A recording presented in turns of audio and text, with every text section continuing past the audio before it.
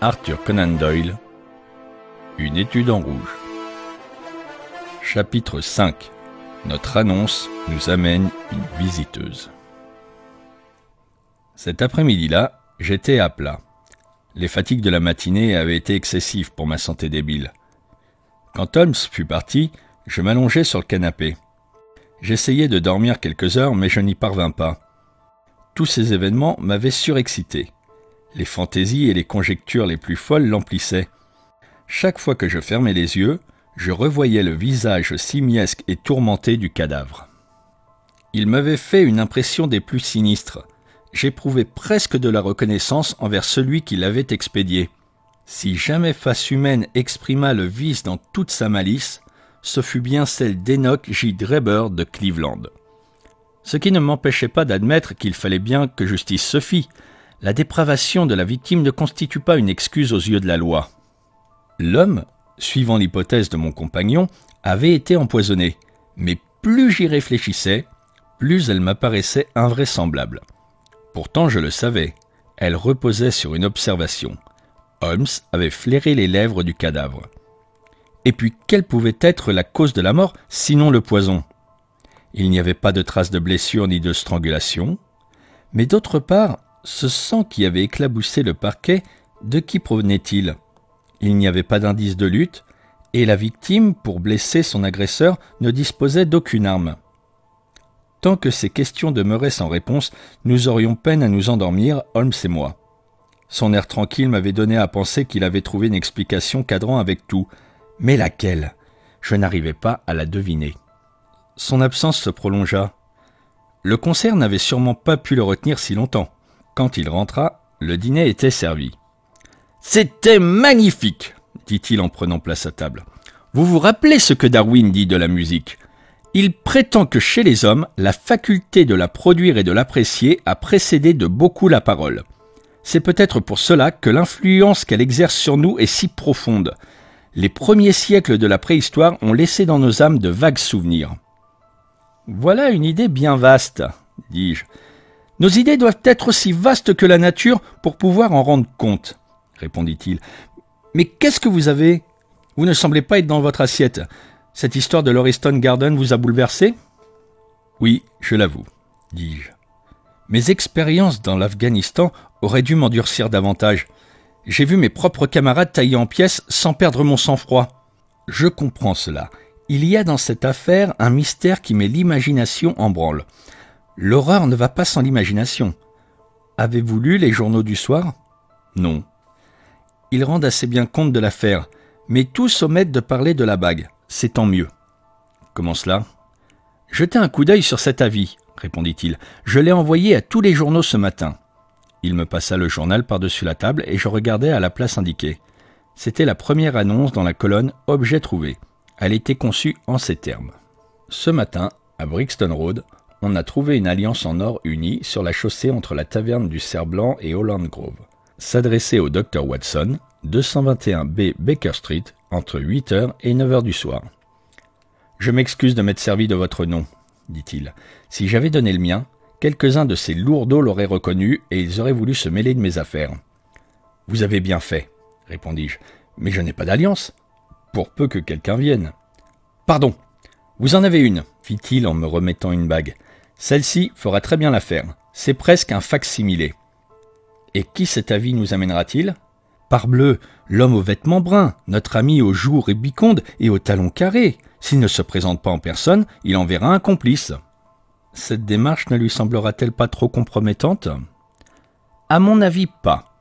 Si mes suppositions sont justes, j'ai tout lieu de le croire. Cet homme risquera tout pour récupérer la bague.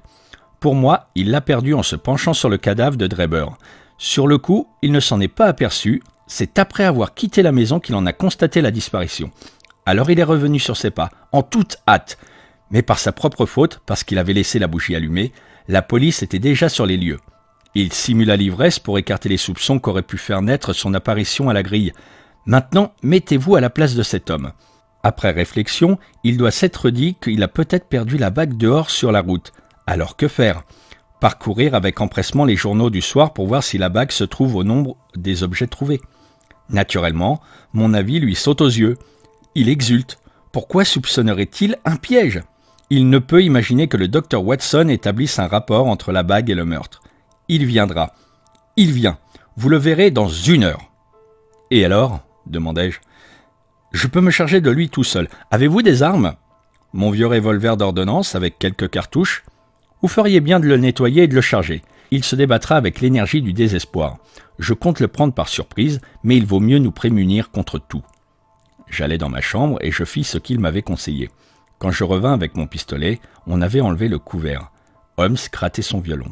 « Cela se corse, dit-il, tout en continuant à se livrer à son occupation favorite. Je reçois à l'instant une réponse d'Amérique. Je ne me suis pas trompé. C'est-à-dire, demandai-je avec curiosité. Si mon violon avait des cordes neuves, il n'en vaudrait que mieux, dit-il. Mettez votre pistolet dans votre poche.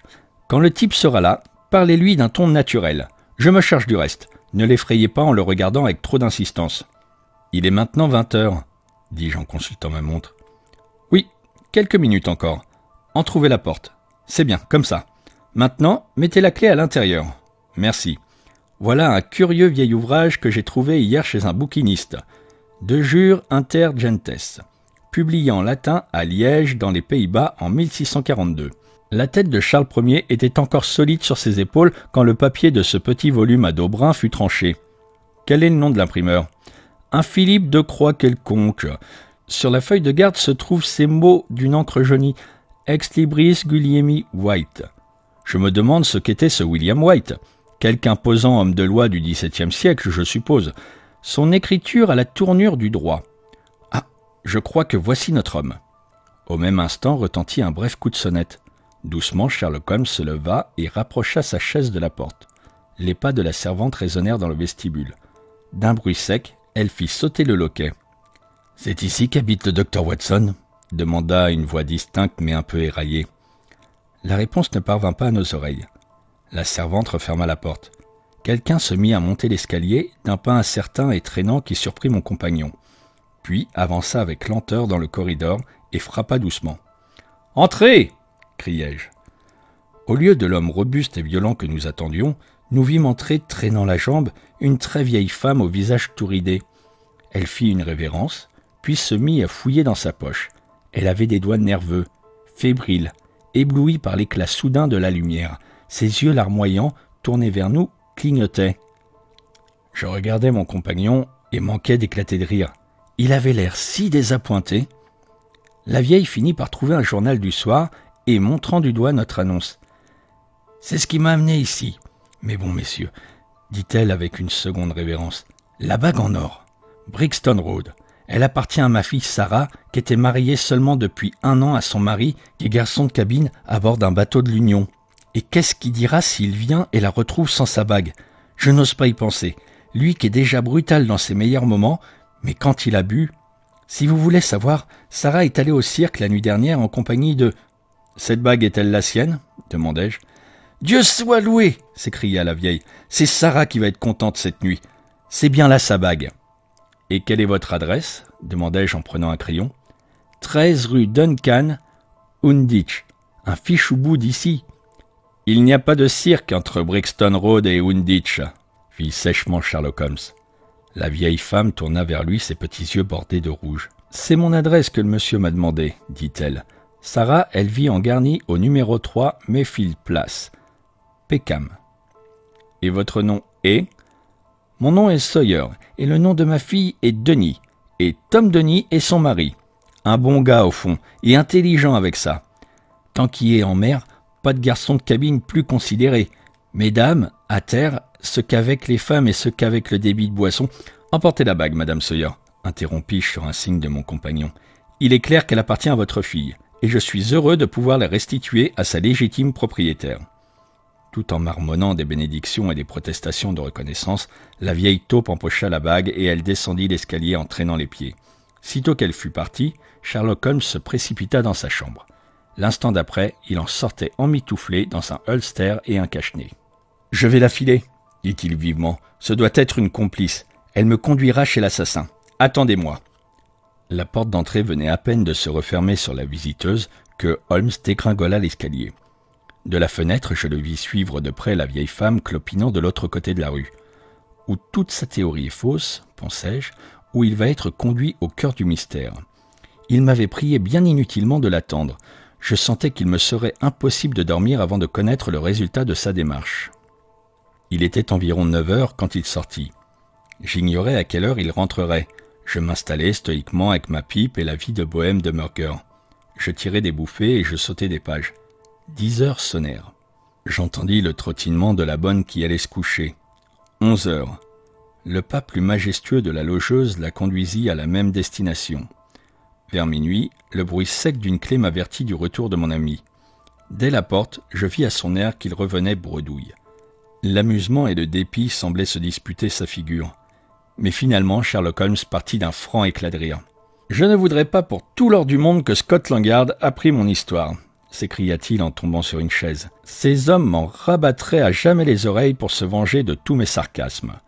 Je peux me permettre de rire parce que je sais que tôt ou tard, je prendrai ma revanche. »« Que s'est-il passé ?» demandai-je.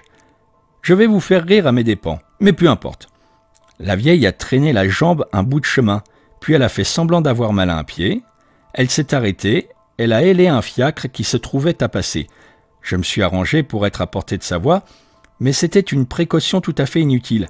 Elle a crié son adresse de manière à être entendue de l'autre côté de la rue. « Conduisez-moi au numéro 13 de la rue Duncan-Unditch. » Cela prenait une tournure de vérité. Quand je l'ai vu bien installé à l'intérieur, je me suis perché à l'arrière. C'est un art dans lequel tout détective devrait exceller. Puis nous avons roulé sans arrêt jusqu'à la maison en question. Avant d'arriver devant la porte, j'ai sauté et j'ai fait à pied le reste du chemin nonchalamment. Le fiacre s'est arrêté. Le cocher est descendu. Il a ouvert la portière et il a attendu. Quand je me rapprochai de lui, il fouillait avec furie sa voiture vide en dévidant tout un chapelet de blasphème. De la voyageuse, plus signe ni trace. Je crains qu'il ne touche pas de sitôt le prix de sa course. Au numéro 13, nous avons appris que la maison appartient à un honnête collecteur de papier peint qui s'appelle Keswick et qui n'a jamais entendu parler ni de Sawyer ni de Denis. « Vous ne voulez pas dire, » m'écriai-je au comble de l'étonnement, « que cette faible vieillarde soit sortie à votre insu du fiacre en marche ?»« Le diable soit de la vieille femme !» dit Sherlock Holmes. « C'est nous qui nous sommes laissés berner comme des vieilles femmes. C'était sûrement un homme jeune et actif, de plus un excellent comédien. Le déguisement était impayable. Il s'en est servi pour me semer. Ceci prouve que l'homme que nous recherchons n'est pas si isolé que je l'imaginais. Il a des amis prêts à s'exposer pour lui. »« Docteur, vous avez l'air vanné. Allez vous coucher si vous m'en croyez. » J'obéis de bonne grâce à cette injonction. Je me sentais à bout de force. Holmes resta assis devant le feu qui couvait sous la cendre. Il médita longuement sur le problème qu'il avait à cœur de résoudre. Fort avant dans la nuit, j'entendis en effet les gémissements mélancoliques de son violon.